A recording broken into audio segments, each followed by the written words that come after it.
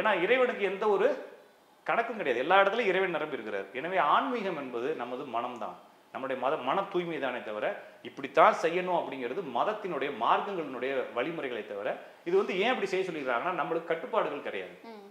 இன்னைக்கு நம்ம இப்படி செய்வோம், நாளைக்கு கொழுப்படுத்து வேற வேலையை செய்வோம், அப்புறம் இப்படி இருந்தால் தான் ரூல்ஸாக இருப்போம்லாம் அப்படி செஞ்சு வச்சுக்கானே தவிர வேற ஒன்றும் நீங்கள் போட்டு ரொம்பலாம் குழப்பிக்க தேவையில்லைங்க. ஆன்மீகம் என்பது மதங்களுக்கும் ஆன்மீகத்துக்கும் தொடர்பு கிடையாது, மார்க்கங்களுக்கும் ஆன்மீகத்துக்கும் தொடர்பு கிடையாது. ஏன்னா இறைவன் மதத்துக்குள்ளேயோ மார்க்கத்துக்குள்ளேயோ இல்லை. மதமும் மார்க்கமும் இறைவனை சென்றடையக்கூடிய வழிகள் தானே தவிர இறைவன் இல்லை.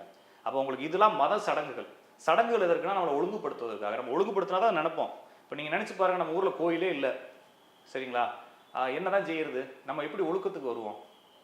இப்பயே ஒழுக்கம் இல்லாமல் சுற்றிட்டு இருக்கோம் நம்ம இல்லைங்களா? அப்போ ஒழுக்கத்துக்கு வர்றதுக்காக இந்த ஆன்மீகங்கள் நம்மளை வந்து வற்புறுத்துது. அப்போ நம்ம இந்த வழிபாடுகளும் இந்த ஒழுக்கங்களும் நம்ம இன்னுமே மனிதத்தன்மையோட வாழ வைக்கிறதுக்கான முயற்சி தானே தவிர நீங்கள் வழிபாடு செய்கிறதுல குற்றுணர்வு அடைய தேவை. நான் சொல்கிறது அதான், திருப்பி சொல்கிறது தான். ஆனால் இந்த நான்வெஜ் சாப்பிட்றது இந்த மாதிரி விஷயங்களை கொஞ்சம் தவிர்க்க ஆரம்பிக்கலாம்.